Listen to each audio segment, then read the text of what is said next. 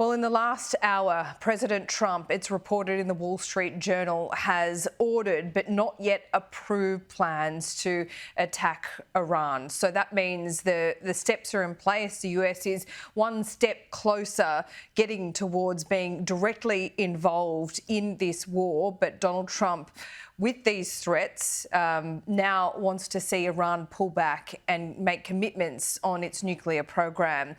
At home in the US, President Trump's political base is splintering over the prospect of this.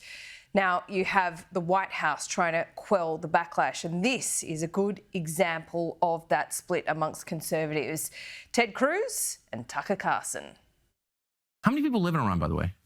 I don't know the population. At all? No, I don't know the population. You don't know the population of the country you seek to topple? How many people live in Iran? 92 million. Okay. Yeah, How could you not know that? I don't sit around memorizing population tables. Well, it's kind of relevant because you're calling for the overthrow of the government. Why is it relevant whether it's, it's 90 million or 80 million or 100 million? Why is that relevant? Because if you don't know anything about the country... I didn't say I don't know anything about Okay, what's the ethnic mix of Iran? They are Persians and predominantly Shia. Okay, it's not even. You don't know anything about Iran. So okay, I am not the Tucker Carlson expert on Iran. You're a senator who's calling for the overthrow of the government. You're the one who don't know anything about the country. No, you don't know anything about the country. You're the one who claims they're not trying to murder Donald Trump.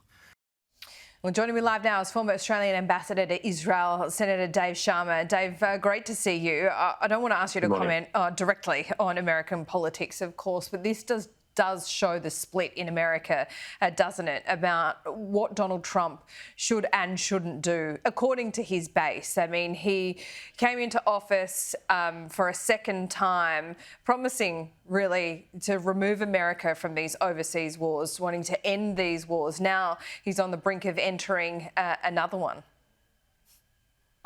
Look, I've followed that debate. I would just say I think some of those divisions are more exaggerated than real. I mean, I don't think, obviously, the United States has not taken a decision, but I do not think the United States is contemplating a campaign like in Iraq or Afghanistan in the early 2000s. I think they're contemplating a series of quite limited operations and strikes targeted against particular Iranian facilities, particularly the Fordow nuclear enrichment plant.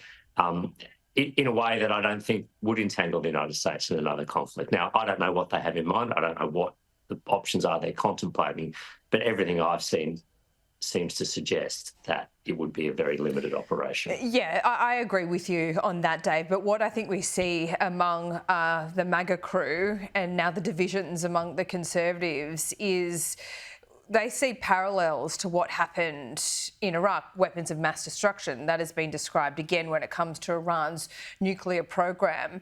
But the difference was that war was justified in part as a hunt for, one man, Osama bin Laden, who was behind the 9/11 attacks. Is this where it's different and therefore doesn't require boots on the ground and therefore a drawn-out conflict? Well, look, I mean, I would just point out in Trump's first administration, so in 2020, he authorised and conducted a strike against Qasem Soleimani, who was the commander of the Quds Force within the IRGC. As far as I can tell, his base didn't erupt then, and no one thought he was embroiling the United States in another conflict. And as I said, I would expect, if anything happens, this would be a limited operation. But I also know that President Trump is holding out the prospect of a return to negotiations. And part of him putting military options on the table is to extract or impose greater leverage over Iran and try to encourage them to contemplate things that, frankly, they were not prepared to contemplate during the most recent round of negotiations. So giving up their nuclear enrichment program, curtailing their ballistic missile program, stopping their support to armed terrorist groups in the region. Yeah, the nuclear program is one thing, but Israel is saying that they want regime change there. But who would be ready to take over from the regime? And do you think that is it all possible? Well, I don't think that is or should be a goal of this. I mean, who the Iranian people choose to lead them and their form of government is for them. And I think we should have learnt, at least from Iraq and Afghanistan, that the attempts by outsiders to impose a new regime are destined to fail. This can only happen organically, like it did in Syria.